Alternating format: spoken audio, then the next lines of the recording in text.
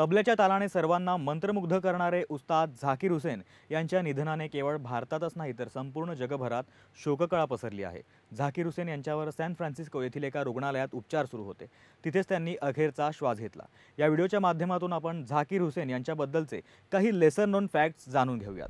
झाकीर हुसेन यांनी खूप लहान वयापासूनच तबला वाजवायला सुरुवात केली होती। तबला वादनात करिअर करताना त्यांनी आपलं संपूर्ण जीवन या कलेसाठी समर्पित केलं होतं।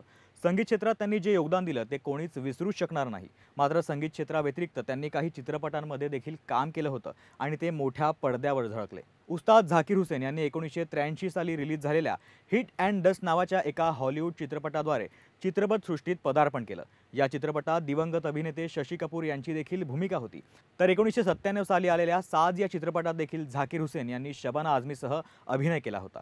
एवढंच नव्हे तर दिलीप कुमार, पृथ्वीराज कपूर, मधुबाला यांची प्रमुख भूमिका असलेल्या मुगल-ए-आझम या चित्रपटात देखील झाकीर हुसेन यांना रोल ऑफर करण्यात आला होता। या चित्रपटात दिलीप कुमार यांनी सलीमची भूमिका साकारली होती, तर झाकीर हुसेन यांना सलीमच्या धाकट्या भावाची भूमिका ऑफर करण्यात आली होती। मात्र त्यांनी ती भूमिका नाकारली, कारण झाकीर हुसेन यांनी फक्त संगीतावर फोकस करावं अशी त्यांच्या वडिलांची म्हणजेच उस्ताद अल्ला रखा यांची इच्छा होती। आपल्या वडिलांकडून परवानगी न मिळाल्याने झाकीर हुसेन यांनी मुगल-ए-आझम या चित्रपटात काम करायला नकार दिला होता। झाकीर हुसेन यांचं खरं आडनाव हुसेन नसून कुरेशी असं होतं। यामागचं कारण झाकीर हुसेन यांनी 2018 साली गुडगाव येथे झालेल्या एका कार्यक्रमात सांगितलं होतं की जेव्हा झाकीर हुसेन यांचा जन्म झाला त्यावेळी त्यांचे वडील उस्ताद अल्ला रखा हे फारच आजारी होते। त्यामुळे झाकीर यांच्या आईला असं वाटू लागलं होतं की या मुलाचा पायगुण काही चांगला नाही, कारण कुरेशी दाम्पत्यांना झाकीर यांच्या रूपात पहिलंच पुत्ररत्न लाभलं होतं। याआधी झाकीर यांच्या आईला 3ही मुलीच झाल्या, त्यामुळे कदाचित त्यांचा असा समज झाला होता। पण याबद्दल एका संताने झाकीर यांच्या आईला सांगितलं होतं की असा कोणताही विचार मनात आणू नका, या मुलाची व्यवस्थित काळजी घ्या आणि त्याला खूप प्रेम द्या। त्याच संतांच्या सांगण्यावरून झाकीर यांचं नाव झाकीर हुसेन असं ठेवण्यात आलं। झाकीर हुसेन यांच्याबद्दल खूप कमी लोकांना माहीत असलेली गोष्ट म्हणजे साल 2016 मध्ये झालेल्या ऑल स्टार ग्लोबल कॉन्सर्टमध्ये सहभागी होण्यासाठी अमेरिकेचे माजी अध्यक्ष बराक ओबामा यांनी झाकीर हुसेन यांना व्हाईट हाऊसमध्ये आमंत्रित केलं होतं। व्हाईट हाऊसमध्ये कला सादर करणारे झाकीर हुसेन हे पहिले संगीतकार ठरले। झाकीर यांची तबला वादनाची कला खरोखरच एक्स्ट्रा ऑर्डिनरी होती। त्यांच्या तबल्यातून ते कधी चालत्या ट्रेनचा आवाज काढायचे तर कधी धावत्या घोड्याचा।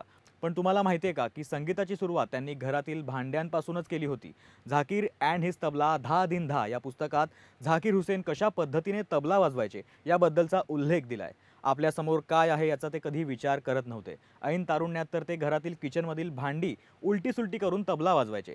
कधी-कधी तर ते तबला वाजवण्यात एवढे मग्न असायचे की तबला वाजवण्याच्या नादात ते भांडं उपडं करायचे, त्यामुळे भांड्यातील सामान खाली पडून जायचं। झाकीर हुसेन यांची प्रेमकहाणी सुद्धा काहीशी इंटरेस्टिंग आहे। त्यांनी साल 1978 मध्ये Italian American Kathak dancer Antonia Minecola यांच्याशी लग्न केलं। झाकीर आणि अँटोनिया यांची पहिली भेट अमेरिकेतच झाली।